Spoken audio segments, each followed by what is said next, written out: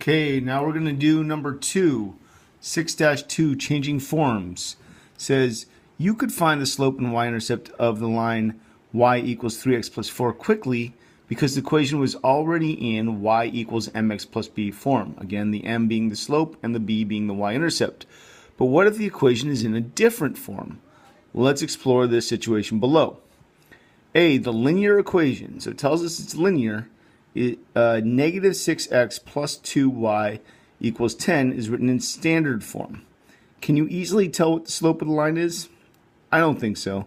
So I'm going to say no, because I don't see anything that's really giving that away. Can I tell the y-intercept? Again, I don't think so, but I'm going to predict them.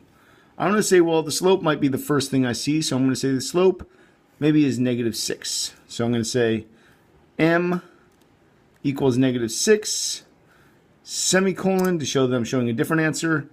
B equals, we'll go with 10 because it's on the end. I don't have anything else to show me, so that's what I'm put. Now I'm going to make a table and graph the table in Desmos. So here's what I realize. I should probably be using numbers like 0, 1, 2, 3, 4, 5,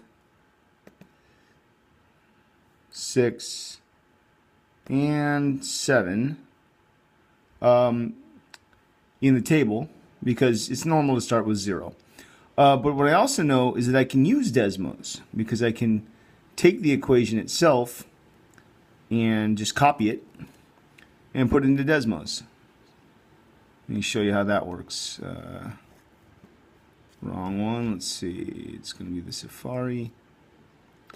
Just take the equation itself and literally put it into Desmos. And as you can see, it graphs this line. But what I can also do is I can get all the values. The way I'll get the values this time is by plugging in the x values. So if I put in 0, it gets me y equals 5. So when the x was 0, the y was equal to 5. Next, instead of 0, I'll put in a 1, and I get that the y is equal to 8.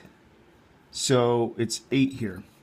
Now, something you might have noticed, this is a linear equation. It told us it's a linear equation, it says it right there. So therefore, it's going to have a constant growth rate. In other words, if it goes up by 3 here, it's going to continue to go up by 3. But don't just take my word for it, let's prove it. I'm going to put a 2 right there, and sure enough, we get 11. So again, it grew by 3 one more time. And we can say that, yeah, it's going to grow by 3 every time.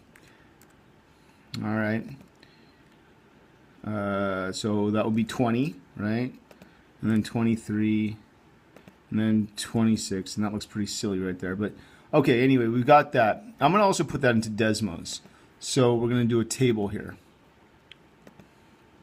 And my table on the x values is going to be 0, 1, 2, 3, 4, 5, 6, and 7.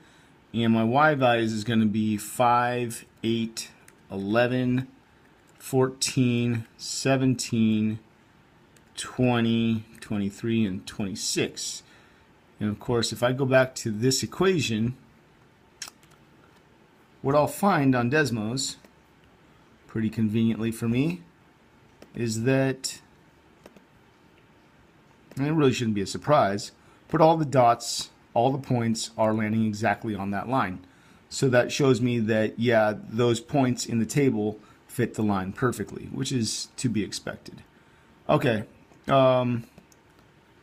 next, we want to write an equivalent equation of the line in slope-intercept form. Remember, the original one is in standard form, but now we want to put it into slope-intercept.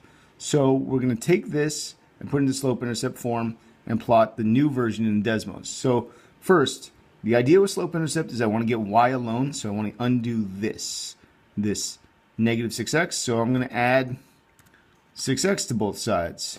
That's going to give me 2y is equal to, I have a positive 6x now on this side because I added 6x plus the 10 that was already there. Next, to get the y alone, I'm going to divide by 2 on both sides. So I'm going to get y equals 3x plus 5. All right, so I got this equation. Now I'm just going to put that into Desmos 2 and compare it to what I already had. So this new one says y equals 3x plus 5. And what do you know? That equation completely covers up both the points that we had before and the equation we had before, which means that they represent exactly the same values, which is pretty cool. So does the new equation match your graph from part A? Yes, it does. That means we did everything correctly.